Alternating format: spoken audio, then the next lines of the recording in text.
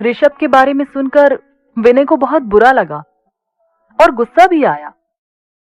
गुस्सा इस बात पर आया कि वैशाली ने उसे पहले सब कुछ क्यों नहीं बताया, और बुरा इसलिए लगा कि वैशाली दुखी थी और परेशान भी। विनय को तो वैशाली के प्यार पर पूरा भरोसा था। वो जानता था कि वैशाली विनय के अलावा किसी और को इतना प्यार दे ही नहीं सकती, लेकिन वो ये भी जानता था कि वैशाली के मम्मा पापा वैशाली की शादी कभी भी विनय के साथ नहीं होने देंगे। इसीलिए उन लोगों ने ऋषभ और उसकी फैमिली को बुलाया था। विनय को इस बात पर भी गुस्सा आ रहा था कि वैशाली के मम्मा पापा रुपए पैसे के लालच में विनय के सच्चे प्यार को समझ नहीं पा रहे थे। क्या रुपए पैसे से सारी खुशियां खरीद ली जाती हैं? क्या ये जरूरी नहीं जिससे शादी की जा रही है वो आपकी बेटी को इज्जत दे, प्यार दे? और फिर विनय भी जॉब करता था, अच्छा खासा कमाने लगा था। भले ही ऋषभ की तरह उसका रिच फैमिली बैकग्राउंड नहीं था, लेकिन इतना तो कमा ही लेता था कि वैशाली के साथ खुशी खुशी अपना जीवन बिता सकता। फिर भी वैशाली के मम्मा पापा ने विनय को एक मौका तक नहीं दिया। ये सोच सोच कर विनय को बहुत गुस्सा आ रहा था, और वैशाली भी कहीं ना कहीं अपने मम्मा पापा के इस डिसीजन से बेहद दुखी हो चुकी थी। इसलिए अब वह विनय से माफी मांग रही थी। विनय, मुझे माफ कर दो। मुझे समझ नहीं आया कि मैं तुम्हें कैसे बताऊं, पर मेरा यकीन मानो, मेरा 1% भी मन नहीं था ऋषभ से मिलने का। अभी भी लग रहा था कि कब मैं कमरे से बाहर जाऊं और चिल्ला चिल्ला कर सबको बता दूं कि मैं सिर्फ और सिर्फ विनय से ही शादी करूंगी, चाहे जो भी हो जाए। विनय बोला, तुम परेशान मत हो। पहली बात तो ये कि हाँ, मुझे बुरा लगा कि तुमने मुझे ये सब पहले क्यों नहीं बताया। और दूसरी बात ये कि अगर तुम अभी जाकर सबके सामने तमाशा करोगी तो उसमें तुम्हारे मम्मा पापा की भी इंसल्ट होगी। अभी तुम जो हो रहा है होने दो, मैं आकर एक बार तुम्हारी फैमिली से बात करूंगा। वैशाली बीच में ही बोल पड़ी, नहीं विनय, तुम्हें यहाँ आने की कोई जरूरत नहीं। पिछली बार पापा ने तुम्हारी खूब इंसल्ट की थी, अब दोबारा नहीं। और तुम्हें कोई कुछ कहे, बुरा भला सुनाए, तो मुझे बिल्कुल अच्छा नहीं लगता। ये सारी बातें वैशाली विनय को मैसेज में ही कहती जा रही थी, और उसकी आंखें विनय की याद में बरस रही थी। हमेशा खुश रहने वाली वैशाली आज अंदर से बहुत टूटा हुआ महसूस कर रही थी। वो विनय से बोली, विनय, क्यों ना हम भाग कर शादी कर ले? मैं इस तरह तो नहीं रह पाऊंगी। वैशाली की इस बात पर विनय ने नाराजगी दिखाते हुए जवाब दिया, तुम पागल हो क्या? वैशाली, दोबारा कभी इस तरह की बात मत कहना। हमने कौन सा गलत काम किया है जो भागेंगे? और फिर तुम्हें मेरे ऊपर तो भरोसा है ना? तो बस इसी भरोसे की कसम है, बेमतलब की बातें मत सोचो। मैं हूं ना, मैं सब सही कर दूंगा एक दिन। और तुम देखना, तुम्हारी शादी मुझसे ही होगी, बस तुम कल का दिन निकाल लो। उसके बाद मैं आकर बात करता हूं। विनय की बातों से वैशाली को थोड़ी राहत मिली। उसे लगा जैसे उसके दिल से एक बहुत बड़ा बोझ उतर गया हो। अब वो अच्छा महसूस कर रही थी। विनय से बात करने के बाद भी जब वैशाली को काफी देर तक नींद नहीं आई तो वो उठकर छत पर पहुंच गई। देर रात खुली हवा में छत पर बैठकर चांद तारे देखना वैशाली को अच्छा लगता था।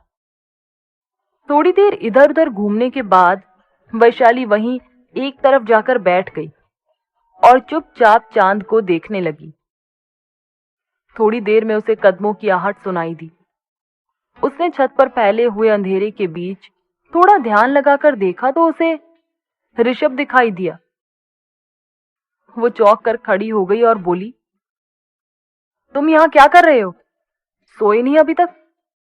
ऋषभ बोला, नहीं, मुझे तुमसे कुछ बात करनी थी। वैशाली समझ गई कि ऋषभ के मन में भी कुछ ना कुछ उलझन है। वो बोली, हाँ बोलो, क्या बात करनी है? ऋषभ धीरे धीरे चलते हुए वैशाली के पास पहुंचा और बोला, यहां तो बहुत ही अंधेरा है, क्या हम थोड़ी देर कहीं बैठ सकते हैं? बैठने के लिए जगह नहीं दिख रही है मुझे। तो वैशाली ने ऋषभ का हाथ पकड़कर अपनी बगल में जगह बताते हुए कहा, इधर आकर बैठ जाओ। वैशाली के इस तरह हाथ पकड़ने पर ऋषभ को अच्छा लगा। कुछ अलग सा था वैशाली का स्पर्श उसके लिए। वह बिना कुछ कहे आराम से वैशाली के बगल में बैठ गया और फिर उसने अपनी बातें शुरू की।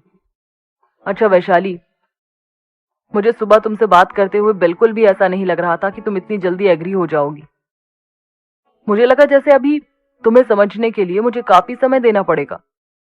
फिर तुमने मेरी मां से जाकर हाँ क्यों बोल दिया? मुझसे तो तुमने ऐसा कुछ नहीं कहा था।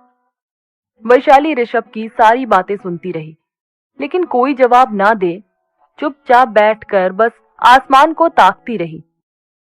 ऋषभ आगे बोला, वैशाली, मुझे बार बार ऐसा लग रहा है जैसे कुछ है जो तुम मुझे बता देना चाहती हो। कुछ है जो अभी तक मैं तुम्हारे बारे में जान नहीं पाया हूं। तुम चाहो तो अपनी हर बात मुझसे अभी शेयर कर सकती हो। मैं अपनी बातें किसी को नहीं बताता, तुम्हारा सीक्रेट भी किसी को नहीं बताऊंगा। कहकर ऋषभ हंसने लगा। ऋषभ के हंसने की आवाज में वैशाली को फिर यही लगा जैसे ऋषभ की जगह विनय आ गया हो। वही चुलबुलापन, वही मस्ती भरी हंसी। वैशाली का ध्यान आसमान से हटकर जब ऋषभ की हंसी पर आ गया था, वैशाली चुपचाप ऋषभ को गौर से देखती रही। फिर बोली, बेशक तुम बहुत अच्छे हो, मगर ऋषभ ने पूरी बात सुने बिना ही कहा, यह तो तुम पहले भी बोल चुकी हो, पर झूठ है। वैशाली बोली, झूठ क्यों? अच्छे से मतलब अच्छे इंसान हो। तो ऋषभ ने कहा, अगर अच्छा इंसान होता तो मेरे साथ रहकर तुम यूं मुंह लटका कर ना बैठी होती। मैं जानता हूं मेरी कंपनी में तुम्हें अच्छा नहीं लग रहा है। तुमने सुबह भी कोई बात नहीं की थी और अभी भी तुम्हारे चेहरे की उदासी साफ साफ दिख रही है। वैशाली ने बात को टालते हुए कहा, अच्छा अंधेरे में तुम्हें यहाँ जगह तो दिख नहीं रही थी, मेरा चेहरा दिख रहा है? ऋषभ हंसकर बोला, हाँ दिख तो रहा है, मेरे मन की आंखों से। ऋषभ का जवाब सुनकर वैशाली थोड़ी देर चुप रही, फिर बोली, ऋषभ मैं आई थी तुम्हारे कमरे में तुम्हें सब कुछ बताने, तुमसे बात करने, लेकिन तुम इतनी गहरी नींद में सो रहे थे कि तुम्हें मेरी आवाज ही नहीं सुनाई दी। ऋषभ बोला, हाँ मुझे भी पता ही नहीं चला कि कब नींद लग गई, और मैं सोता तो हमेशा ही गहरी नींद में हूं। नींद के मामले में थोड़ा पक्का हूं, बस लेटा और नींद आ गई। कहकर फिर हंसने लगा। वैशाली उससे आगे कुछ कह पाती तभी हल्की हल्की बूंदें पड़ने लगी। वैशाली बोली, अरे यार, अभी तो आसमान एकदम साफ था, इतने अच्छे तारे चमक रहे थे, और देखो ये बारिश भी आ गई। कहते हुए वैशाली उठकर जैसे ही जाने को हुई तो ऋषभ ने वैशाली का हाथ पकड़ लिया।